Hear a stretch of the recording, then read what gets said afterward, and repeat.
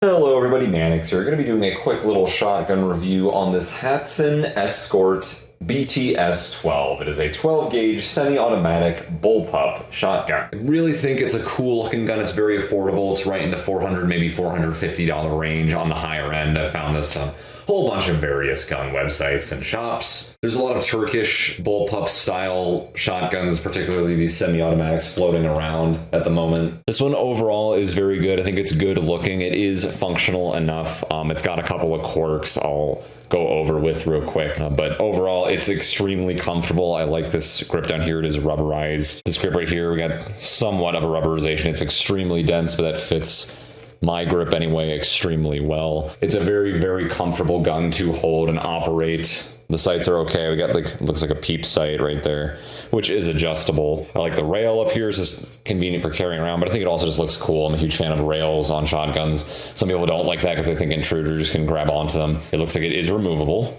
We have an accessory rail that it is attached to, so you can detach it. That's where the shells extract. Magazine fed, if you haven't figured that one out yet.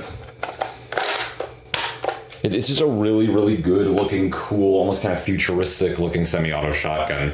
I just think they're cool. Functionally, bullpups, if you're not familiar, it just means the magazine or magazine tube, whatever the method is to load the shotgun, is behind the trigger. So the main advantage to this is that you can shove some of the barrel inside of the gun even more. The barrel technically starts somewhere around here rather than what normally would be up here, which means it would poke out more so. So if you want to save as much space as possible, make it as compact as possible, get around corners and inside rooms, hell, maybe even vehicles if that's what you're going for.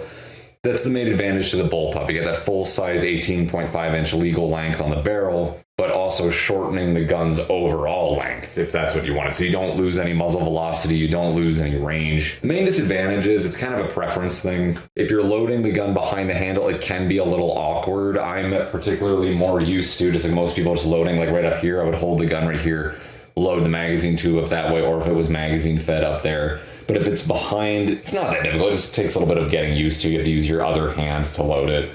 Sometimes you might want to flip it over. In my experience, it's slightly more awkward, but the advantages you get from them are many. Nice stock right here. The butt pads, soft, rubberized. You can adjust this piece right here for your chin rest or head rest, or whatever you want to call that. With this right here, we have a swivel right here for slings. And there's another piece right here you can attach the sling to if you were to do so on this side accessory rail. There's another one right there, so it's ambidextrous side accessory rails, as well as this roof one right here. Safeties, it's a simple mechanism.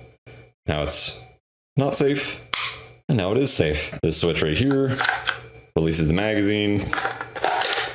This is really cool, it's really comfortable. We got a lot of bells and whistles here. It's affordable. I like the choke tube up there. It's good looking. It is functional overall. There are two issues I have with it, and one of them is a big one. But first, let me get the specs out of the way. 3-inch chamber. It is 12 gauge. Black anodized alloy upper receiver with a synthetic lower receiver. The barrel is hard chrome plated steel.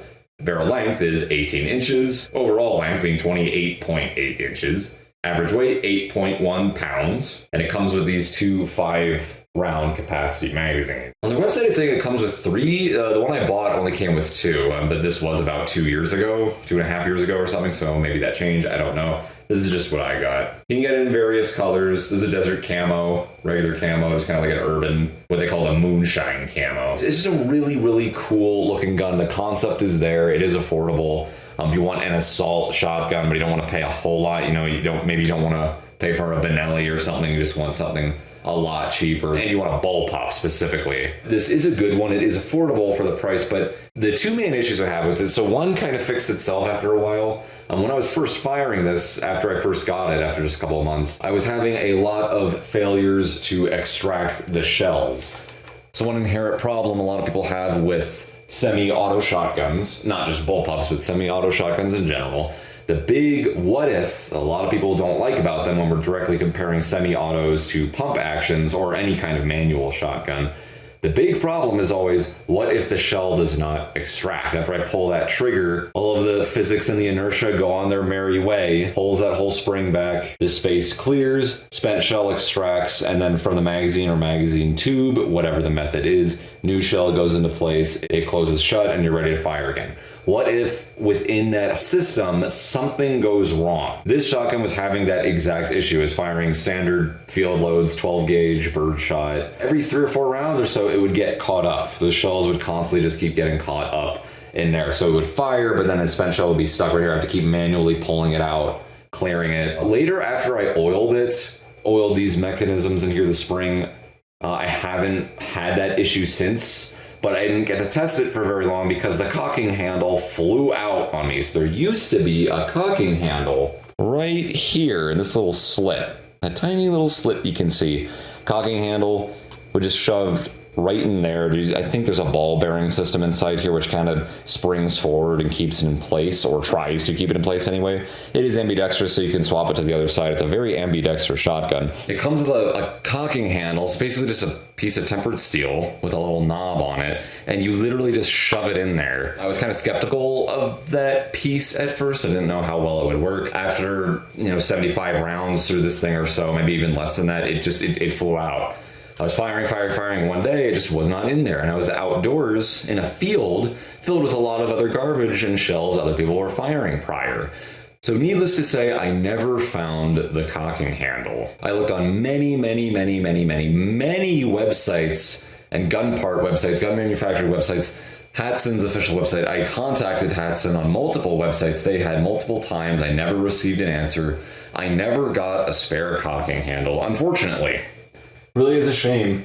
I can no longer cock this gun. I cannot slide the system backwards in order to feed in a shell to fire it, unless I got like a screwdriver or something and jury-rigged it. But obviously I'm not going to do that. I tried 2 different types of cocking handles that were meant for different shotguns, but those just didn't work. One was a little too small, one was a little too big. I just tried it for shits and giggles, and of course neither of them worked out. Unfortunately, I can no longer load the gun because that cocking handle flew out, and I looked this up. Apparently a handful of other people have been having this issue with these style guns, this brand anyway. Apparently they all use the same cocking handle as far as I know, but it just flew out on me, and I never saw it since. It doesn't screw in. There's no system to keep it in place. It literally just shoves in there with the ball bearing on a spring that attempts to keep it in place, but I can't say it successfully does that because it flew out on me relatively quickly.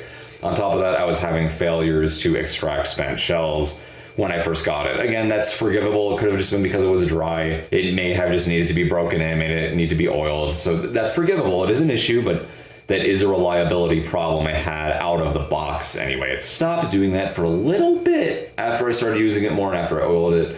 But as soon as I got that settled, the cocking handle just went kaput. It's gone. I have no idea where it is, and I can't seem to find one in the world. I cannot find another cocking handle for this shotgun. I just can't do it. I don't know what it is. I've been looking for about 9 months. No luck. So unfortunately, I'm just going to call it quits with this shotgun. Maybe just trade it, sell it, do something else with it. It's such a shame because it's a really cool concept. It's good looking. It's affordable. Everything else works fine. Recoil's not too bad on this guy. It is a bullpup that your shoulder is going to be taking in a lot of that shock. It's very, very close. You're going to have to expect a little bit of a heavier recoil with these bullpups, and they can be slightly more awkward, or a lot more awkward, depending on how used to it you are to load and unload, etc. The main advantage to the bullpup, again, is size. You get a much more shorter gun without sacrificing length of the barrel. If you want to try your luck with one of these things, you might get lucky. You know, these are popular. A lot of people do like this shotgun. Some people were more lucky. Some people have not had any issues with the cocking handle flying out, but mine did. Issue of shells failing to extract or feed, etc. will go away quickly. Maybe they won't. I wish I could test this for you more, but I can't. You know why? Because I can't load it. The cocking handle's gone, and I'm screwed, I think, because I just never got a response when I tried to get it replaced. So it's really a shame. Even with 2 magazines, it is pretty cool. They hold 5 rounds each of 12 gauge. It's just a really, really cool kind of assault shotgun. You could use it for home defense if it was the only shotgun you had. Personally, I would just get something that's tube fed. The reason I think it's kind of pointless for a home defense shotgun is because the gun could suffer from what I like to call too many parts syndrome.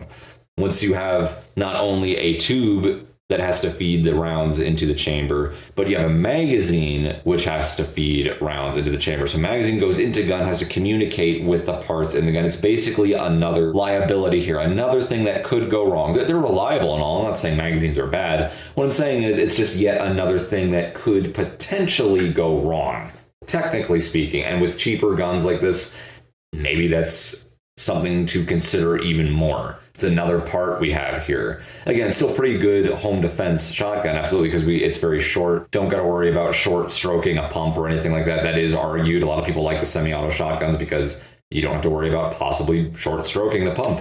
But then again, a semi-auto shotgun could jam up on you, like this one often did when I first got it anyway. So I don't think there is a right or a wrong answer. It's just kind of preference. There's different types of advantages and disadvantages, but because it's magazine fed, I would not pick this specifically for home defense. You certainly could still use it for home defense. I wouldn't doubt it. It's just mine has been having a handful of different issues to the point where I can't exactly recommend this. I'm not recommending it either. For the price point, it's not too bad. You get a lot for your money here. This piece you can take off on the rail. This you can take off. There's just a lot of room for accessories, flashlights, laser sight, etc. But personally, I've had a lot of issues. Hatsan Escort BTS12, really cool concepts, mediocre execution, at least on the one I got. In fact, mine has very piss poor execution because I can't even operate it anymore. But that's it. When you buy one of these, you're kind of rolling the dice. Yeah, you're not spending $1,000, you're not spending $2,000. It's a cheap semi-auto bullpup shotgun. That's cool and all, but you're kind of rolling the dice when you buy one. You might get a good one, maybe you won't. Your cocking handle may fly out, maybe it won't. You may have failures to feed and extract the shells, maybe you won't. Really cool gun though, I do like it, it's comfortable, it's cool looking. When it works, it kicks ass, but when it doesn't work, it sucks. That's it. Let me know if you have any experiences with the Hatsan Escort BTS12 or anything else by Hatsan. Let me know if you had a much better experience than I did. Let me know if you know any fixes to the problems I just discussed here, but yeah, get one at your own risk. Not saying it's a bad gun, but you might just get snake eyes if you buy one. Thanks for watching. Feel free to subscribe. I do gun and knife videos, and feel free to support me on Patreon, link in the description if you wish to do so. Thank you so much for watching. Mannix out.